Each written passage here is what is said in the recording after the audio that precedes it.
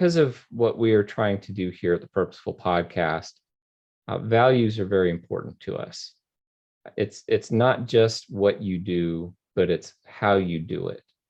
And making those choices, those kinds of choices are guided by our values. And so we're going to highlight every month a value that is critical for your personal, financial, and your business success. And we're going to kind of get into why that is. So the value for this month is integrity. So that's a big word, isn't it? Integrity. So what does that mean to you, and how does that apply to your success? I tell you what, it's a huge word, and that's probably had the most impact of any word I can think of that's gotten me to where I am now. You know, I always used to say to my children, do the right thing when people aren't looking. And that's what integrity means to me, right? Integrity means just doing the right thing. And if you live with integrity, if you go through life just trying to do the right thing, and you have morals, you have that value where you're just trying to help your fellow human, there's nothing stopping you. It's, you have a way, I'm a big believer of the energy, or the karma, if you will, we put into this world comes back to us. And, we reap what we sow. And integrity is just high up on that list. Just try to live the right way, try to do the right thing, and you'll get blessed in return. That's funny. I think about, you talked about karma. That's kind of something that comes from the Eastern religions, but it's not a foreign concept even in the Judeo-Christian religions. One of my favorite biblical stories is the story of Jacob, and it's funny because he swindles his older brother Esau out of the birthright, and you think, oh, okay, well, he's one of the patriarchs, right? He actually becomes Israel, and so that must have been God's doing, and so on and so forth. Well, read the whole story. He gets what's coming. The swindling does not go unpunished. He ends up getting kind of swindled by his uncle Laban for 21 years. And there's definitely innuendo that he's getting just as well as he gave. So it's something that is of value. You get what you deserve. That's something that's across a lot of different world religions. But when you talk about integrity, you mentioned something huge there about how you treat your fellow individual, your fellow human being. That's huge. The capitalist system, you could argue, wouldn't even function very well were it not for integrity. And I know that's not necessarily obvious, but think about it for a little bit. What makes commerce work?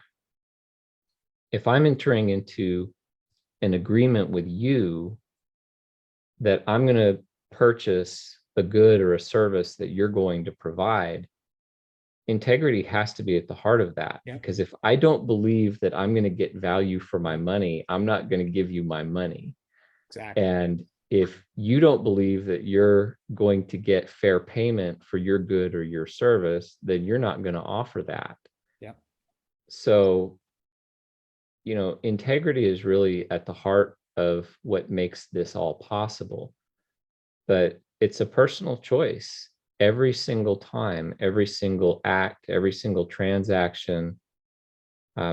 You have to think about the golden rule, you might say, right? Do unto others as you would have them do unto you.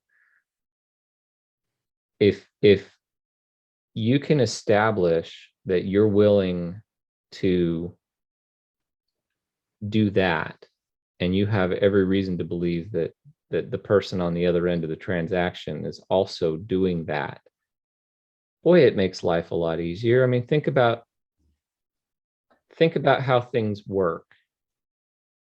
When you use your credit card, for example, or your debit card, you pull out this little piece of plastic and you go up to a electronic machine that has a number pad on it, and you insert a chip, you swipe it, you touch it, however you do your transaction, and you just know that it's going to work. And the vendor, the retailer, is willing to let you walk out of their store with valuable stuff because they believe that the system is going to work. Well, what happens if people were lying, cheating, and stealing in the intermediary processes?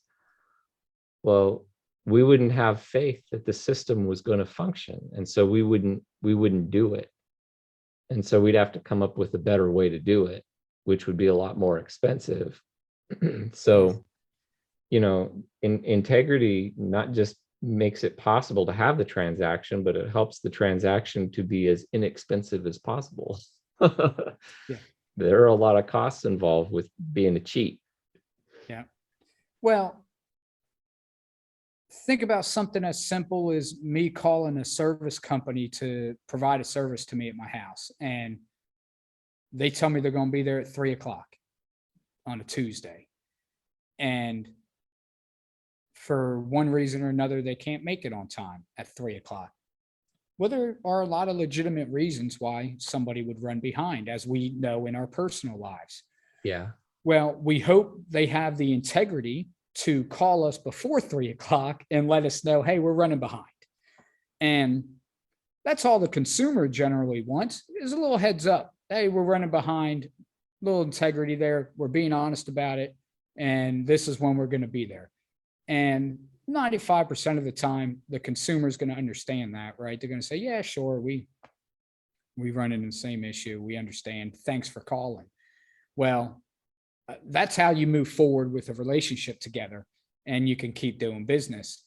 Whereas otherwise, if you don't call that person ends up calling you at 3:30 when you haven't shown up. And it's an entirely different conversation at that point. It's very interesting that you bring that particular example up, because that really points to another reason why integrity is so important. If you're a business owner, your goal is to get customers that come back again and again and again. The repeat customer is the golden ticket. And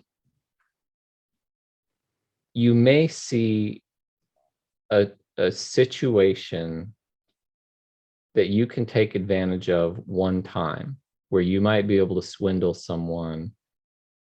You might be able to lie to them and convince them that they need something that they don't need, or you might be able to overcharge them for something.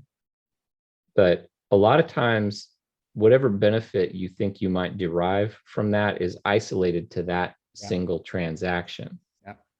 And then you lose them. You want to have a customer for life.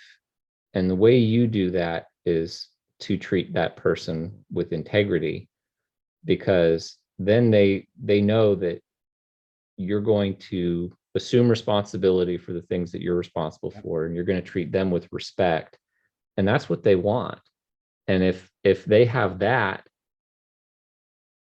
it's not that price necessarily becomes a secondary issue, but it's certainly not the only issue at that point, because there's something to be said for someone that's going to treat you the right way, and the value that comes with that. There are a lot of folks out there that won't necessarily do that. So when you find someone who does, you've got an incentive to stick with them for sure. I remember one thing that the listeners may not know about me is that I used to work in debt collection. I was a credit card collection specialist for a while, and I learned an awful lot when I was doing credit card collections because I had a lot of high performers around me, but a lot of them would say almost anything to collect that payment. Yeah. You know, they'd get right up to the boundary of what was illegal and what might be considered harassment, you know, and they'd push the envelope right out to that limit. But after time, I became a supervisor and got into some of the management, and I'd see reports and I'd follow some of these people who had the delinquent accounts. You know, and a lot of times when they came across someone who had that mentality, I'll say whatever it takes to do whatever it takes, even if I've got to bully somebody, you know, they might make the payment once, but then they would never pick up the phone again. Yeah. You know, so we won the battle and we lost the war because we'd end up writing off the account, you know. Exactly. The lesson that I learned from that was, even for someone who's past due and behind on their bills, that person deserved just as much integrity from me as anybody else. And in fact, if I was going to help that person to resolve their issue and bring their account current and keep it current, that was going to require me to treat them with integrity. So that was a huge lesson that I learned in that venue. Yeah, you know, that's a great point. I wasn't thinking about it in those terms, but when you brought that up, it hit me. And you know, treat everybody like you want to be treated, right? And Yeah. and and just take the time. It's not easier. You know, you got to slow down and it's a little bit harder, but it's the right thing to do. And it's how you build relationships. And you never know, just kind of like a byproduct result of having integrity, because there's nothing wrong with reaping benefits of because you've acted with integrity, right? Yeah. A positive byproduct of that is you'll develop relationships, and over time you'll notice what them relationships do for you. You will benefit from the relationships. They're what we call strategic relationships, right? You know, there's no telling. You know, our parents used to say to us, and a lot of our listeners' parents probably said, don't burn your bridges, right? Well, Right. that's what it is. Build that relationship, live with integrity, because you never know when you're going to run into that person, and you never know in what capacity you will run into them. The Purposeful Podcast.